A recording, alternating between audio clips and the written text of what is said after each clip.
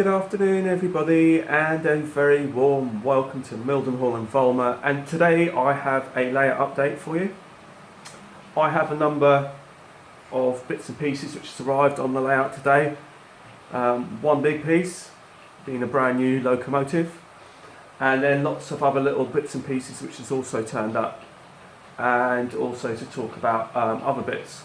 So currently running around on my layout, as you can probably see in the shot over there, is my Class 56, my lesser spotted Class 56, 56084. It's called a grid, and that's pulling my ballast train around the layout currently.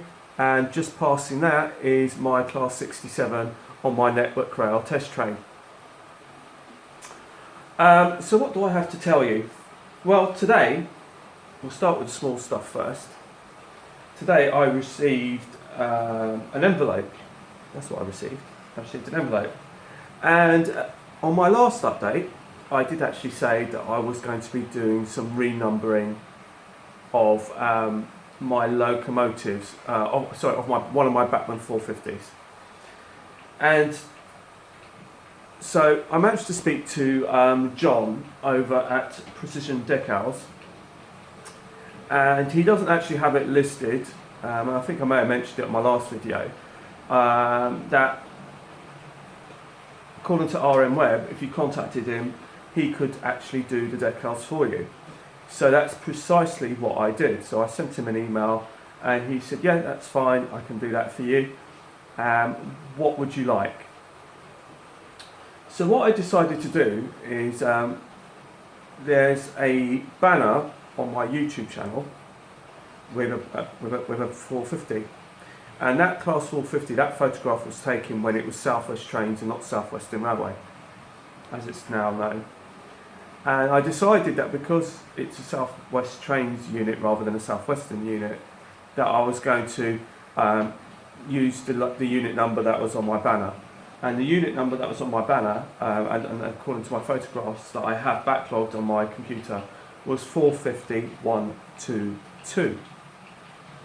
Now, thanks to Dave, the friendly Scotsman, when he sent me the calendar and the DVDs, he also sent me this book, and this book's proved really, really invaluable, because I looked up 450122 on here, and it's basically a list of numbers and things like that, recognition numbers, for those of you not familiar, and basically it gave me all the coach numbers to go with that unit. So I explained to John that the actual unit number on the front, which is the white numbers, which is 450122 in this case, but I also asked him to do the numbers for the side of the coaches, and luckily I managed to get those numbers through Dave the Friendly Scotsman and his book of electric multiple units. So thank you once again for that. So that's proved invaluable already. That's paid for itself already, that little book. So that's brilliant. So thank you very much. So let me just show you the numbers. I don't know if you can come across them, but this is how it comes. And you probably can't see the white numbers because I can barely see them. But I can assure you they are there, and they are water slide transfers.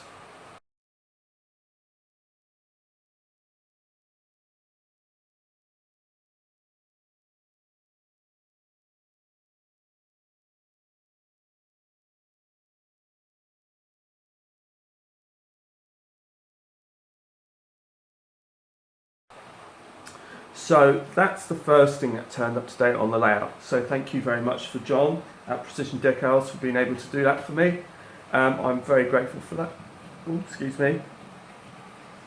Also, like I said, it's also talking about customer service. I actually ordered this only 2 days ago, so it's pretty quick. So yeah, I'm really grateful. He got back to me virtually straight away as soon as I sent him the original email, and I gave him another day whilst I sorted out what numbers I actually wanted. But when I actually processed the order with him through the email, it was very quick in getting here. And so that means I can now renumber my other Batman 450 EMU. And it is from Precision Decals, and on the front and on the back there are some instructions on how to go about removing the old numbers and refitting the new numbers. So that's the first little bit on to show you.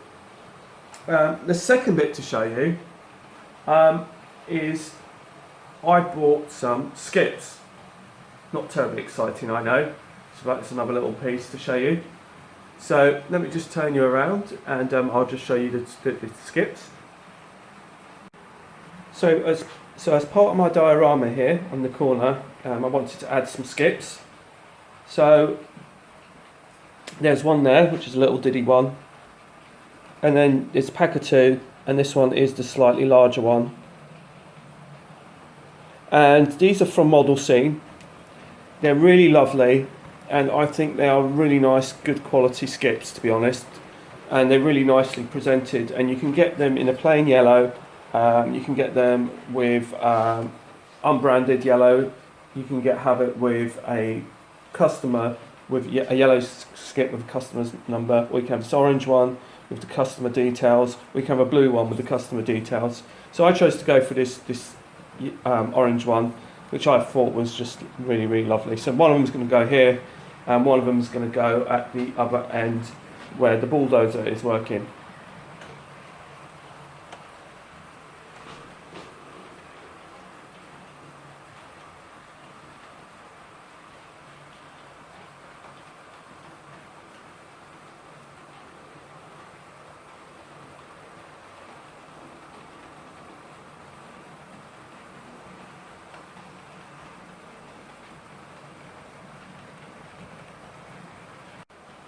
So the next thing to talk to you about is I have a brand new locomotive to show you, and it's actually, let me show you. The actual brand new locomotive is the one directly behind me, which is that one over there, and I'll give you the details for it. And it's brand new, released from Batman only a few days ago apparently, and the details is 32394. There you go. And it's a Colas Batman 37521 in the Colas livery. Now I should point out, you can get the sound version for this.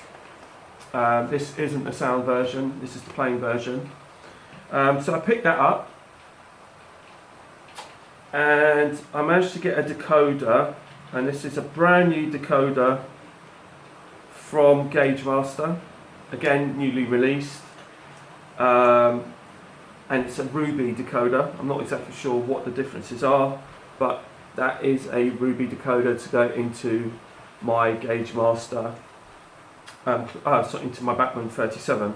It's currently running on DC at the moment because it's just running around on the rolling road, so I'm just running that in at the moment. So that's why it is not on the track, and it will be on the track very shortly once it is all done and dusted. So I'm going to take you over to my Class 37 so you can see it in more closer detail. So here is my new Class 37521, and that is running on the rolling road currently. That's just running on DC just to get bedded in before I fit the decoder. The rolling road, if anyone's interested, I got it off of eBay, and I think it's come from Germany. So that's why that 37 is on the rolling road. It's just literally just been running in until I put the decoder on it, and it's running very smoothly and it's running very well at the moment. Now if I zoom you out slightly, right next to it we have an old Lima Mark II coach, and that will be turned into a network rail coach. I've got one on the floor at the moment which is all on the way to being a network rail coach to go with the test train that's currently running around behind my 37. I intend to get another 37 Colas to top and tail my test train, so that's something that I'll be looking to do. And then my 67 may very well be going on to special rail tour duties and things like that. But currently it's with my test train, as they have used that particular 67 on test train duties. So some of you will be aware that over this last couple of weeks or so I've been doing other bits. to do, not necessarily to do with the railway, but to do with the framework of the railway. And one of these things I wanted to do, as you can see, the railway's on top. I built this TV stand for my TV, and that was deliberately to fit under that particular space. Additionally, some other work that's been going on is I've been running, I've been just sort of 67 going by. I've been adding additional framework on the bottom and on in the middle as the framework is progressing slowly but surely. It's taking longer just purely because I've been concentrating unsurprisingly on getting the layout up and running, but that's something else I've been doing. Also, as you can see, I have an extension now that's been fitted out, and that is right to the end there. Basically, the unit in the corner hasn't got all of my locomotives, but it's got a lot of them. It hasn't got all of my 66s or any of my 47s.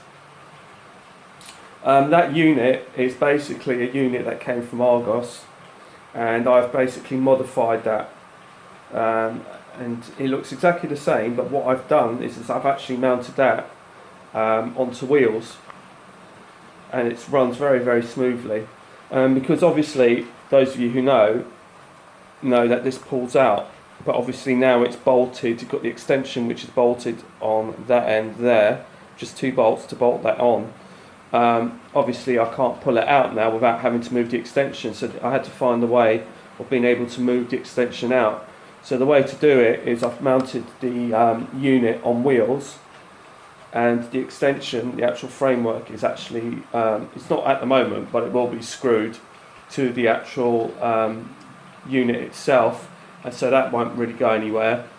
And then basically then you've got a nice rock solid framework for the extension to sit on, rather than buying all these framework for the wood, buying all the wooden framework, and it sometimes ends up costing more. So in this case it's actually cheaper just to buy a complete unit from Argos, and it fits in really nicely. Buy some wheels, screw the wheels to the bottom so it's now on wheels, so that can now move, and then I can move the whole unit all in one go once it's unbolted.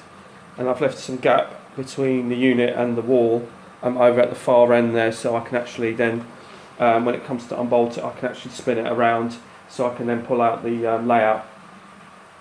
So that's kind of like the proposed area where I'm going to be putting the filler yard.